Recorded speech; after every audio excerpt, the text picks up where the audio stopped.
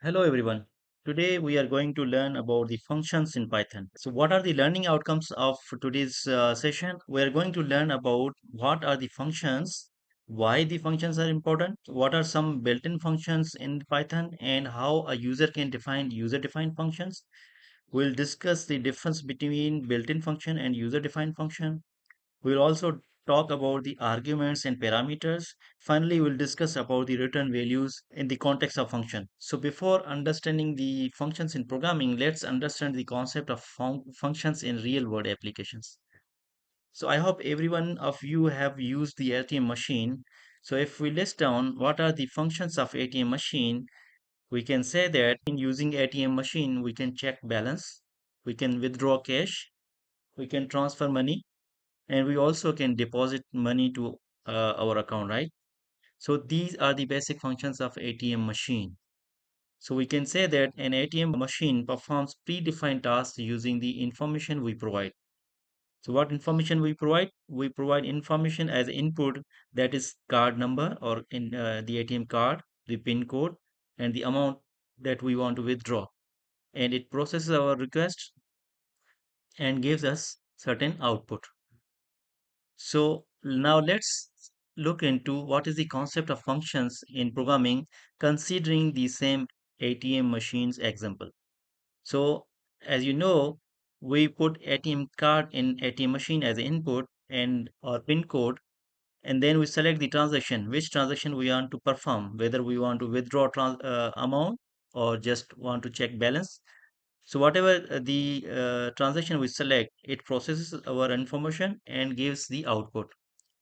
Whether we want to withdraw cash, it will give us cash. If we want to just view the balance, the remaining amount, so it will gives you the response accordingly, right? So considering this example in mind, so let's say when we are going to implement this concept in the programming, so we have to define certain functions to achieve those tasks, right? So let's say we have a function in programming, as we have function in ATM machine, right? That gets input, processes it, and gives certain output. So in a programming, we have the same concept. We have a function that will get certain input. We call it argument. It processes it and returns certain values. So why these functions are required in programming? The function is basically a reusable block of code that takes input, performs certain task, and returns the output. So let's say whenever anybody uses the ATM machine, this the same function is called. Let's say if user A or user 1 wants to check his balance, it will check the balance available in his account and will return accordingly, right? Maybe user 2 can use it the same functionality, user 3. So hundreds of users can use the same functionality. So there is no need to write again and again separate code for same function. The functionality is defined or implemented once and it is reused again and again. So whenever it is required, we can use it. Similarly, in programming, we define certain code in a specific block. We call it function. Then that function is always going to perform same task, but depends on the input value, right? So it is the f is a function for balance check. So it will get an account number from you and will check the balance available in that account and returns the balance, right? So it will always perform the same task. So instead of writing separate code again and again, we create a function and then we use it whenever it is required. Now let's learn the concepts of functions in programming. So what we are going to learn is we will discuss built-in functions, and we will define user-defined functions. We'll discuss about the arguments and parameters, and we'll see how functions return values.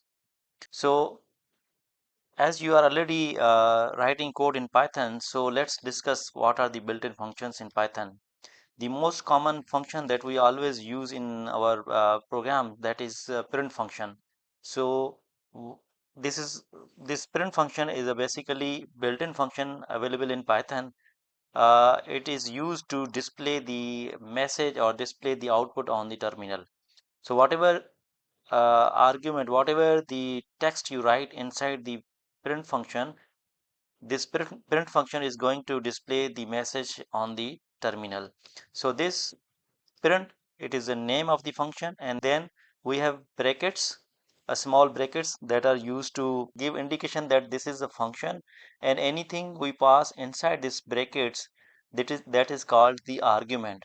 So when we are going to call a function, we have to pass certain arguments. So based on the definition of this function, so we'll discuss later on what is the definition of function. Let's discuss the built-in function first. So another function we use mostly, that is the input function. This is also a built-in function. This is used to take the input from the user. So you take any input and you save in certain variables, let's say. Another function that is available in Python is the type function. This type function is used to check the data type of any variable or any data. So let's say you take input from the user and you save in a variable a, and if you want to see the data type of a, you can use type function, right? So similarly, we have other functions like int function. Now this int function is used to convert the data type into integer. Whatever the data type of a will be, it will be converted to integer, right? So you can now, after converting the data type, you can again display using the type function. Another function that Python provides is float function. This is again a built-in function that is used to convert the data type of a given value to float. So now here if we pass 10, that is integer value, it will return 10.0. So it will convert to the float value or decimal values. Okay, another common built-in function, that is len. This is short form of length.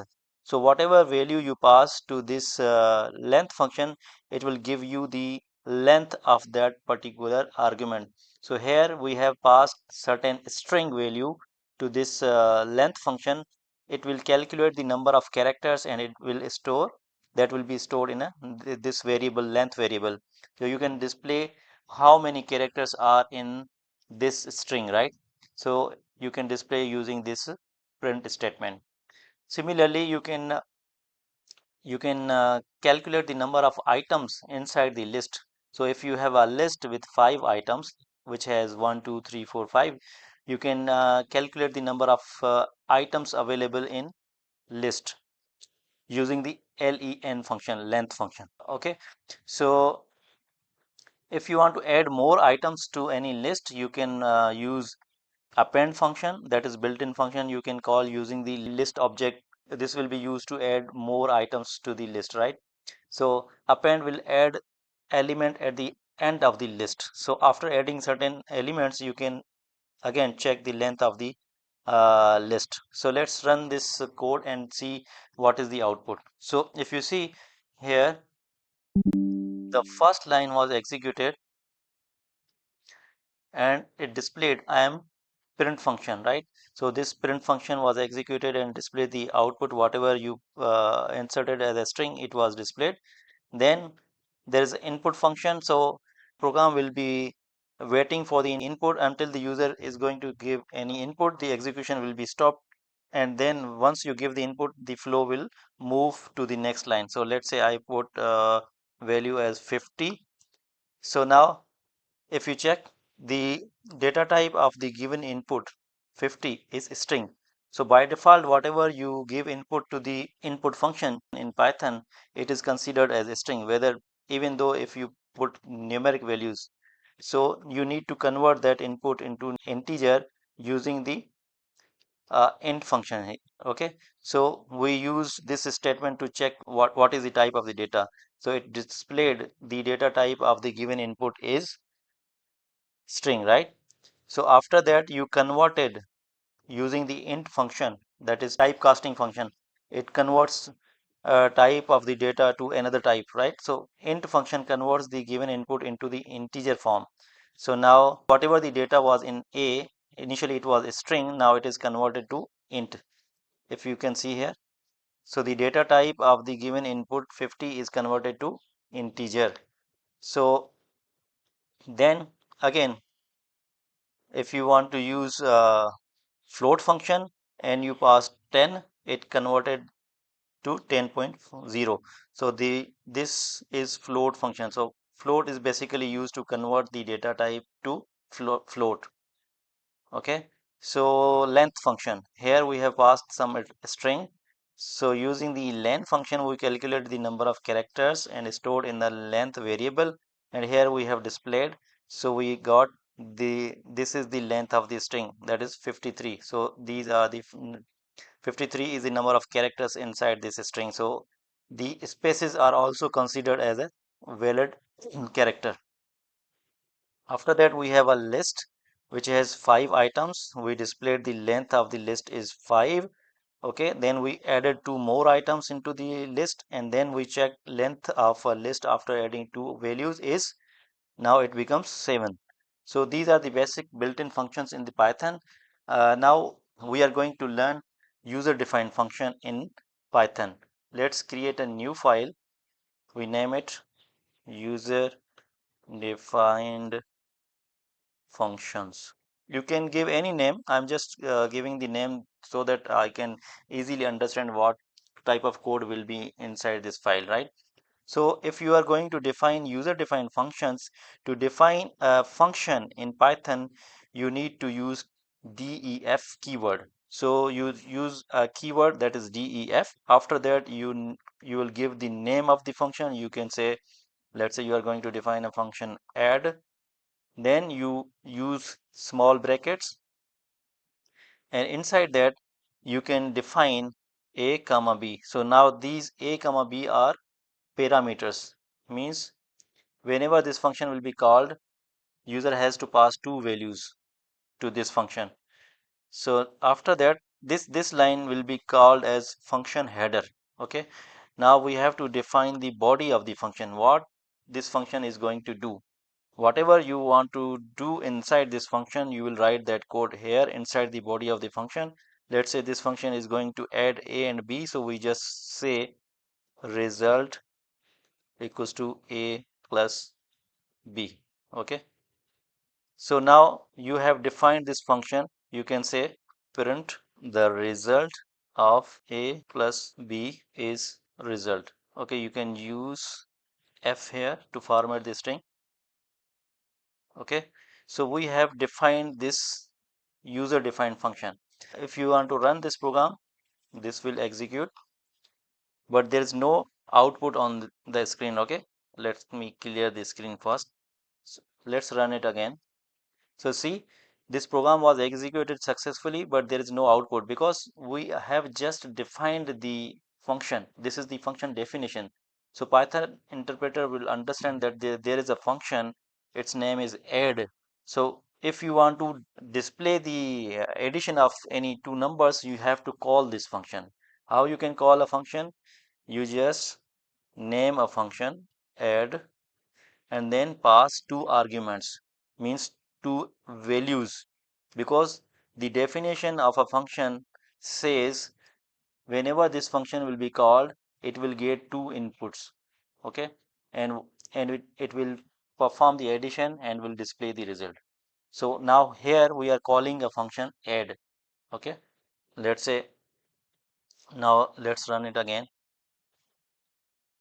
Now we got the output, that is the result of 4 plus 8 is 12, because we passed 2 arguments. Was first argument was 4, second argument was 8.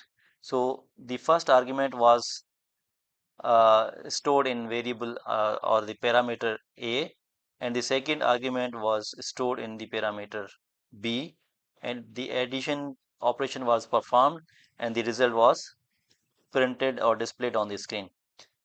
Let's say you can call with some other arguments. Let's see the result. Now we have called this function 4 times. For the first time we passed 4 and 8 as the argument. For the second time we passed 45 and 80 as the argument. For the third time we passed 5000 and 8000, and the fourth time we passed another value. So what is the learning concept here? We just defined add function, we only defined once, right?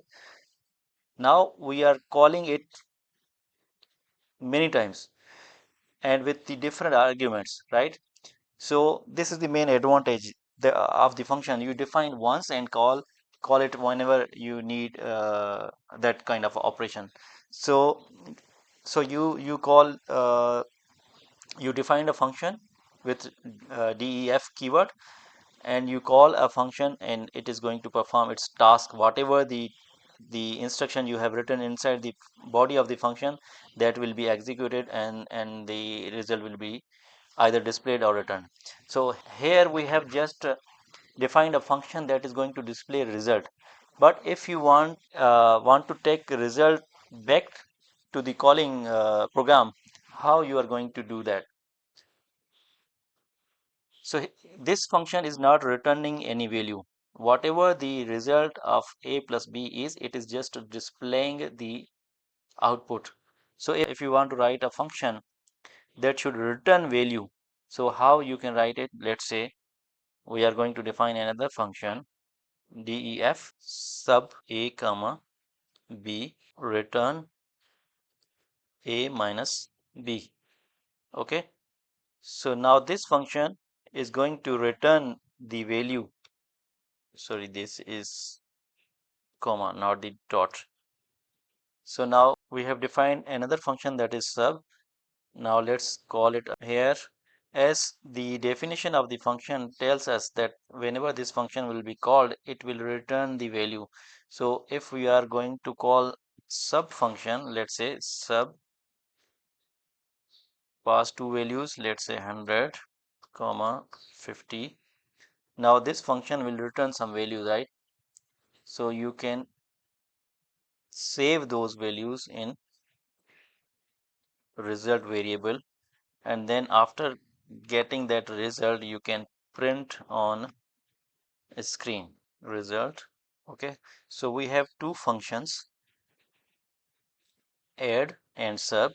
Add function calculates the addition of two variables and displays the result inside that function. Another function we have that is sub, it performs the subtraction and returns the value to a statement which is calling this function. So let's say we have called add and then we have called sub. We also passed two arguments to each of the function because its definition says that whenever this function will be called, it will require two arguments, right? So let's see the result of this program.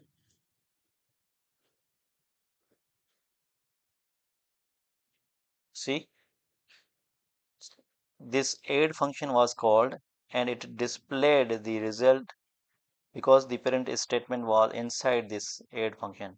It is not returning any value, but the sub function is returning some values. So when we called this sub function, whatever the result it is going to return us, we have stored in a variable that is the result, and then we have parented this result using the parent statement. So the advantage of function that returns any value is you can use that value wherever it is required. If the function is not returning any value and perform certain tasks, that is also a useful function. Maybe sometimes you need to insert any record into the database or perform certain calculation and store the data, and you don't need any return value. So that is why you can use functions without return statement, and also you can write functions with return statement as well. So this is the basic concept how user can define functions and how a user can call a function in his code. Okay, so that was all about the functions. We'll discuss more about the function in later lessons as well.